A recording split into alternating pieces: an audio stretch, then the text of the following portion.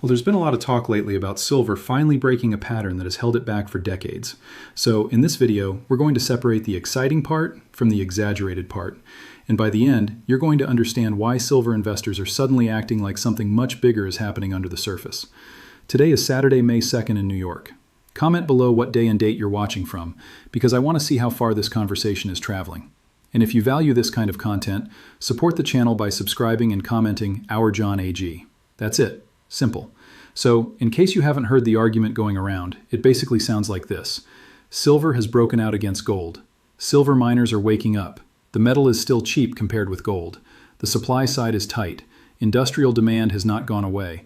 And if this move is real, then silver may not just be having another rally. It may be trying to enter a different price zone altogether. Now that sounds exciting. And honestly, some of it is exciting. But whenever a market moves this fast, there's always a danger. People start mixing strong evidence with big assumptions, and then suddenly a chart becomes a prophecy. So we're not going to do that. We're going to take the thesis apart piece by piece and see what still stands after the excitement cools down. The first thing to understand is the silver versus gold setup. A lot of investors talk about the gold-silver ratio, but I think the cleaner way to think about it is this. How much of 1 ounce of gold does 1 ounce of silver represent? Recently, silver has been only around 1.5% of gold's price. That is low compared with the moments people still remember, like the old silver peaks around 1980 and 2011. However, and this is important, low does not automatically mean mispriced.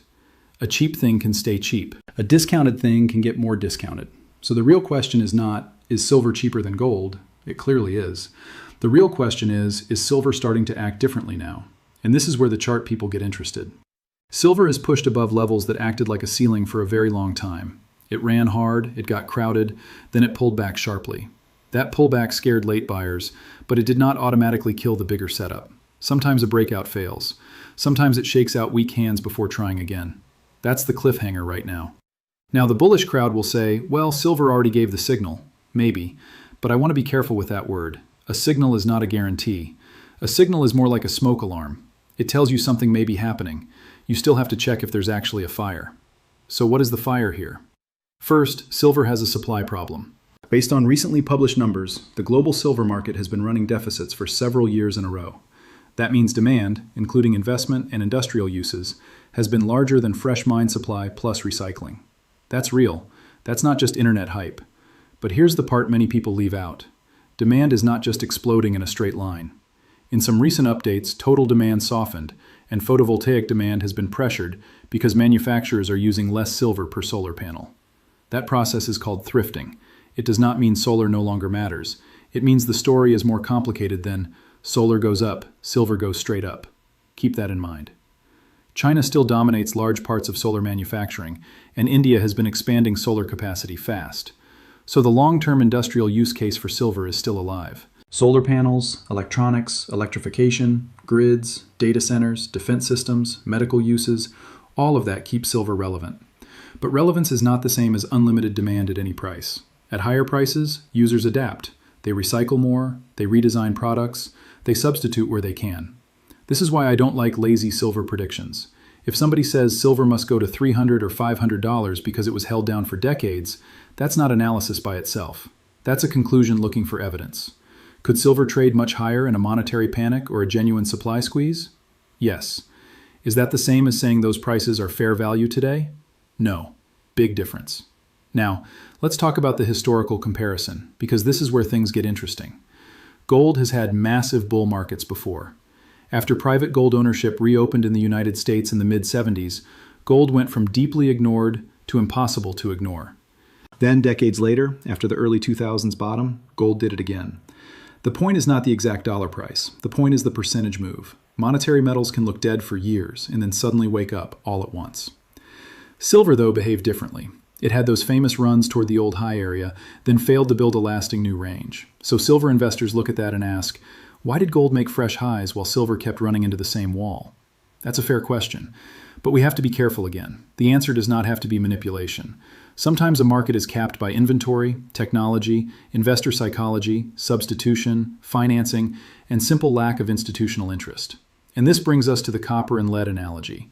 Other metals have spent years going sideways, then broken into higher ranges once the world changed around them. Copper did that when global construction, electrification, and emerging market demand collided with slow supply response. Lead had its own version of that repricing. So yes, metals can't escape an old box. Once the market accepts a new clearing price, the old ceiling can become irrelevant. But silver is not copper. Silver is not lead. Silver is a hybrid. It's part industrial metal, part monetary metal, part speculative vehicle, and part emotional asset. That's what makes it powerful, but also dangerous. When silver moves, it does not walk, it lunges. And when leverage gets involved, it can fall just as violently as it rises. That is exactly why the recent correction matters. Silver had a huge run into the winter, then dropped hard enough to make people question the whole thesis. Now, one interpretation says the move is over. Another interpretation says it was a midpoint reset. And here's the key. We don't know which one is true until price starts testing the prior highs again. If silver rallies back toward those highs and does not get rejected immediately, the psychology changes. People who sold the dip start second guessing. People who missed the first move start chasing. Miners start getting attention. Then the story becomes bigger than silver itself. It becomes about whether the public believes a new monetary cycle has started. And that's where gold comes back into the picture. From recent market updates, gold is still being supported by central bank buying, geopolitical stress, inflation concern, and distrust of government debt. That doesn't mean gold goes up every day. It doesn't.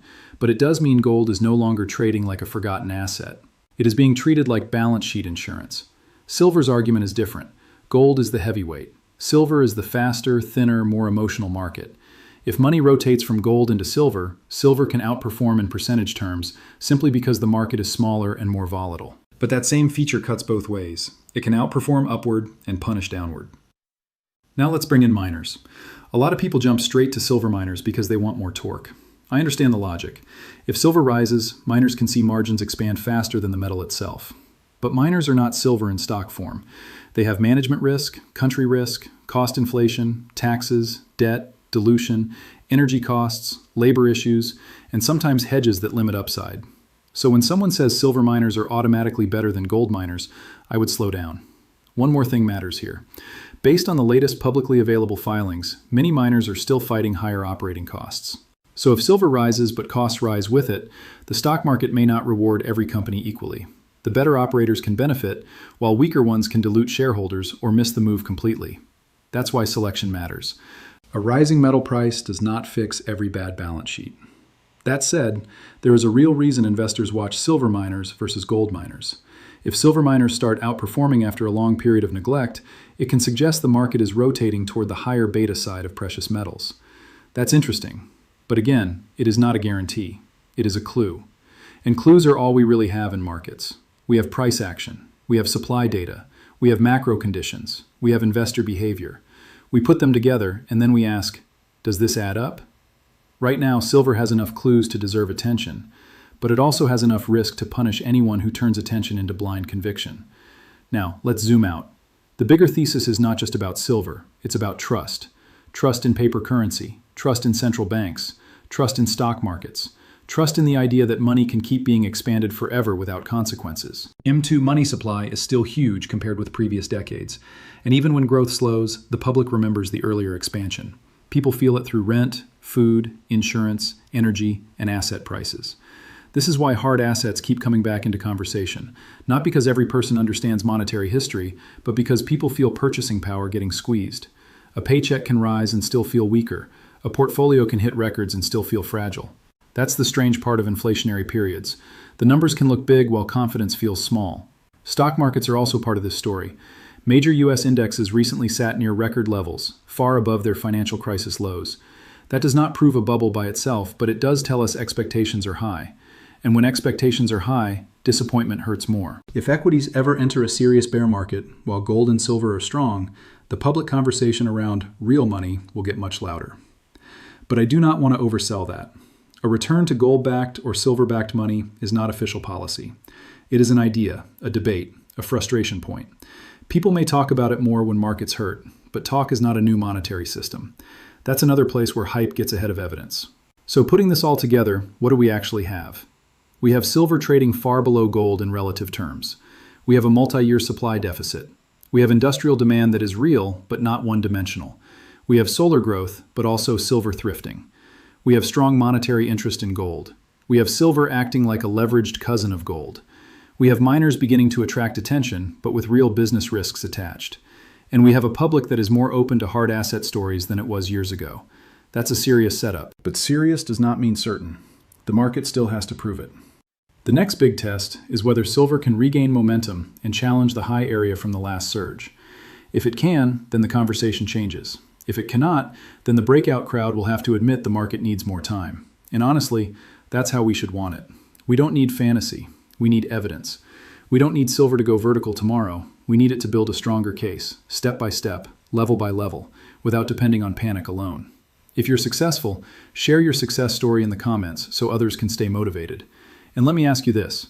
Do you think silver is finally entering a new price reality? Or do you think this is another emotional spike that ends like the old ones?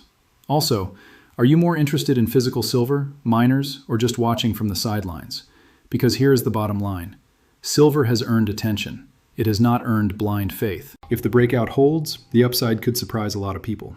If it fails, the late buyers will learn again why silver has a reputation for breaking hearts. So stay sharp, stay patient, and don't confuse a powerful story with a finished outcome. And one last thing before we close. This video is for education and market discussion only. I'm sharing how the silver thesis can be understood, where it looks strong, and where it still needs proof. I'm not telling you what to buy, sell, or hold. Your money has your name on it, so make your own decision, know your risk, and don't let anyone's excitement become your plan.